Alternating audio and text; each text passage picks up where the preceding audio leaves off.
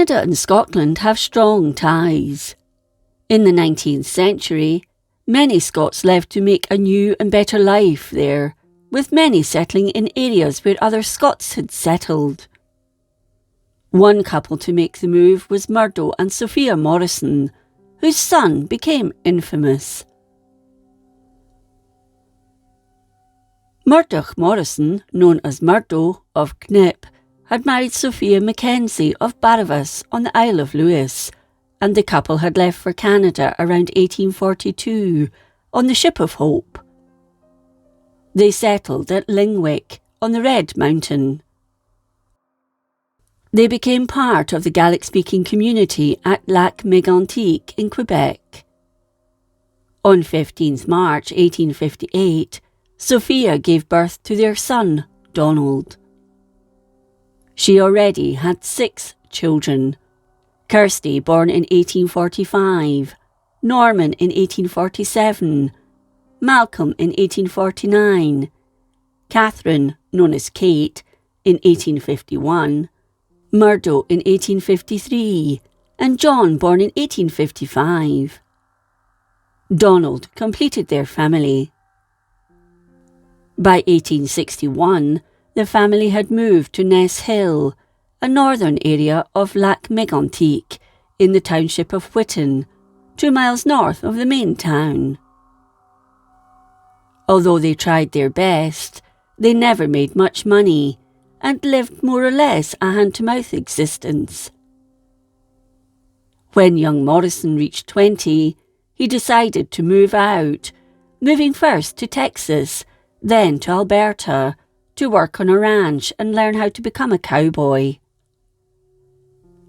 He was taught many skills, including how to handle horses and using guns.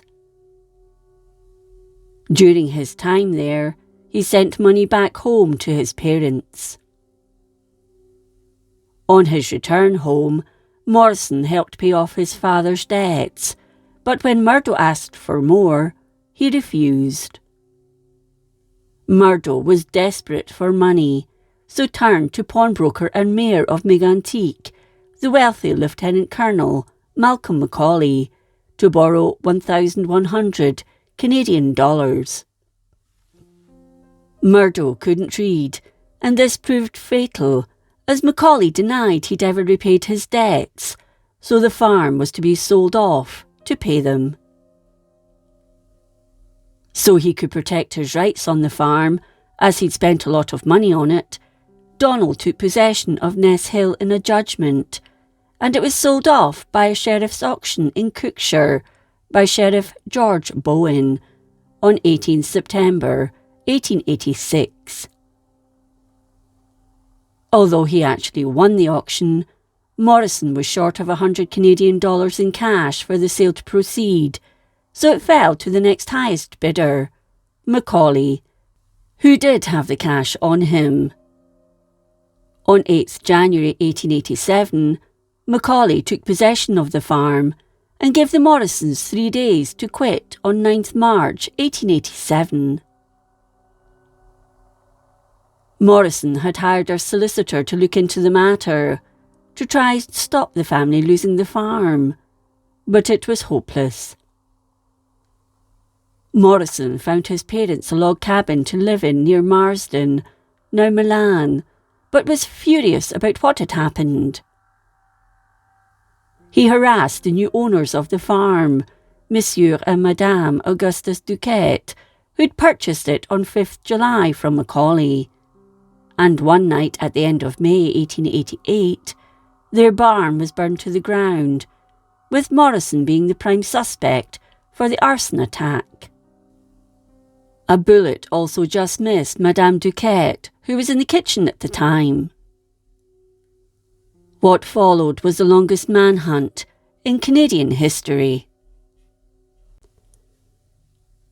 An American special constable and whiskey smuggler named Lucius J. Jack Warren was hired to find Morrison, as he'd boasted he'd win any shootout with the cowboy. The authorities paid him $2.50 a day, with the incentive of $25 on Morrison's arrest. However, Warren was shot and killed in a shootout with Morrison on 22nd June in front of the Hotel American on Maple Street in Mégantic. So Canadian authorities launched their own major manhunt, bringing in 450 police officers from provincial safety. Most were used to the city streets, not dirt tracks and wooded areas, so boots were ordered en masse to cope with the terrain around Scottstown, Milan and Lac Mégantic. Between June 1888 and April 1889, they hunted in the wilderness around Lac Mégantic, but Morrison managed to evade capture during those 10 months.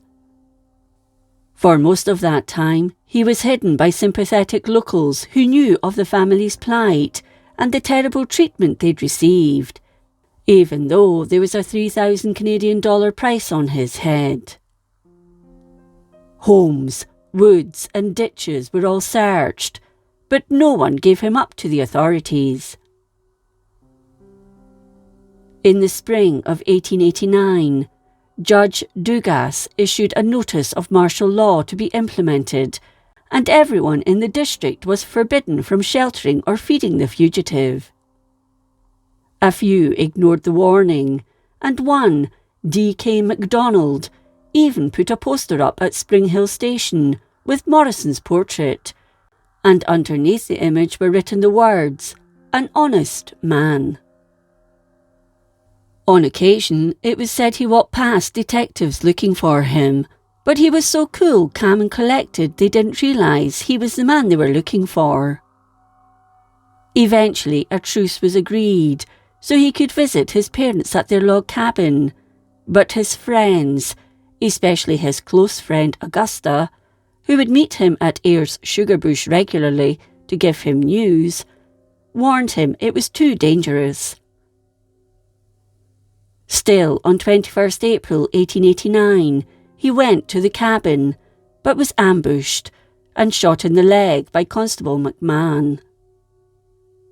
He and a French guide, Pierre Leroyer, had hidden themselves close to the cabin. Morrison was duly arrested. He was taken to prison in Sherbrooke, where he was tried in October. Several local Scots went to the court to show their support for Morrison. However, he was found guilty of manslaughter, even though he'd told the court he'd acted in self-defence. He was sentenced to 18 years hard labour in the prison at Montreal. Losing his freedom hit him hard, and he stopped eating.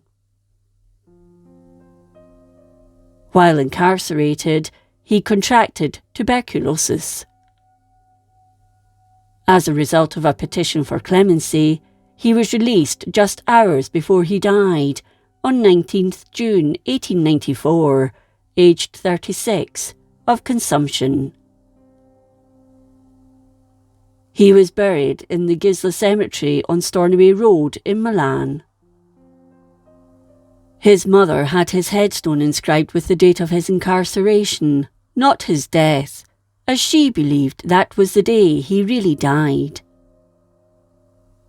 His father died the following year, and his mother in 1906.